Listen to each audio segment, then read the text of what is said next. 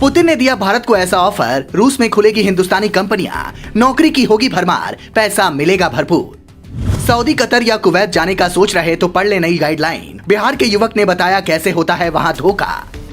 बच्चों को भेजना चाहते हैं विदेश, ऑनलाइन जुटा रहे जानकारी, तो इन बातों से रहे सावधान। जिंद से आई बड़ी खबर।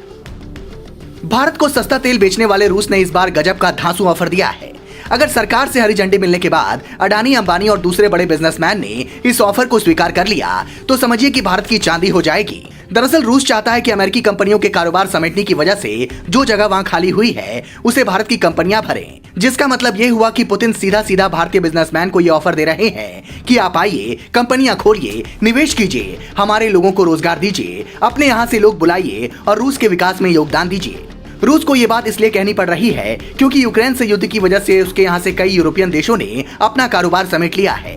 अब सवाल है कि भारतीय कंपनियां वहां जाएंगी तो उन्हें फायदा क्या मिलेगा? तो टैक्स से लेकर कई तरह की चीजों में छूट मिल सकती है। एक तरह से ये भारत के लिए फायदे का सौदा होगा। हालांकि जैसे सस्ता तेल खरीदते वक्त अमेरिका को समझाना पड़ा था, सख्त संदेश जारी करना पड़ा था, वैसे ही ये वाला ऑफर स्वीकार करने से पहले जवाब तैयार रखना होगा। फिलहाल सरकार का फोकस इस ऑफर पर नहीं बल्कि खाड़ी मुल्क जाने वाले लोगों पर है। जो लोग कतर, कुवैत और सऊदी जैसे देशों में नौकरी के लिए जाते हैं उनके लिए सरकार ने गाइडलाइन जारी की है कि आप यूं ही किसी पर आंख बंद कर भरोसा ना करें। दलाल आपसे ऐसे कॉन्ट्रैक्ट पर साइन करवा लेते हैं कि आपको 3 साल तक एक ही कंपनी के साथ काम करना पड़ता है। चिलचिलाती गर्मी में साइकिल या बाइक से आपको डिलीवरी के लिए जाना पड़ता है। इसके बदले में पैसे भी कम मिलते हैं और 3 साल बाद ही आप वहां से निकल पाते हैं। ऐसे में इन चीजों से बचने के लिए सरकार की ओर से तय नियमों का पालन करें। ऐसा नहीं है कि ये बात सिर्फ सरकार ही कह रही है, बल्कि इसका जीता जागता उदाहरण कुछ दिनों पहले विदेश से लौटा बिहार का एक युवक है। बेतिया के रहने वाले शेख मिराज ने वापस हिंदुस्तान लौटने पर बताया, मुझे बतौर इंजीनियर मालदीव में नौकरी के लिए भेजा गया था, लेकिन वहां जाकर मुझे मजदूरी करनी पड़ी। 2 महीने काम करने के बाद भी सैलरी नहीं मिली। आखिर में डेंगू हो गया। कंपनी वालों ने पासपोर्ट तक नहीं दिया। वीडियो कॉल के जरिए हमने अपने लोकसभा क्षेत्र के सांसद से गुहार लगाई, पर उन्होंने भी मदद नहीं की और आखिर में समाज सेवी दिनेश अग्रवाल ने पीएमओ और विदेश मंत्रालय की मदद से मुझे वहां से निकलवाया।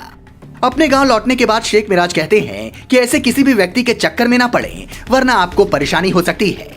हालांकि जालसाजी करने वाले लोग सिर्फ यहीं तक सीमित नहीं है, बल्कि अगर आप विदेश अपने बच्चे को पढ़ने भेजना चाहते हैं तो भी सावधान रहें। हरियाणा के जिंद जिले के रहने वाले एक व्यक्ति ने पुलिस को शिकायत दी कि मैं अपनी बेटी को अमेरिका पढ़ने भेजना चाहता था। इसके लिए लाखों रुपए बड़ी मुश्किल से जुटाए थे। तभी विदेशी नंबर से एक कॉल आया। बातों ही बातों में उसने मुझसे ये जान लिया कि मेरा रिश्तेदार वहीं रहता है और उसने कहा कि वो परेशानी में है और पैसों की उसे जरूरत है। जब मैंने पैसे भेज दिए तो पता चला कि मैं ठगी का शिकार हो गया। जालसाज कोई भी तरीका अपनाकर आपके साथ ठगी कर सकते हैं, मसलन आपके रिश्तेदार से लेकर परिचित तक की आवाज निकालकर। इसलिए सतर्क रहें, किसी और की पैरवी पर नहीं बल्कि खुद की मेहनत पर भरोसा करें। जानकारी पसंद आई हो तो इसे शेयर करें, साथ ही कमेंट कर बताएं कि क्या आपके पास भी कभी कोई ऐसी कॉल आई है। Bureau report, global Bharat TV.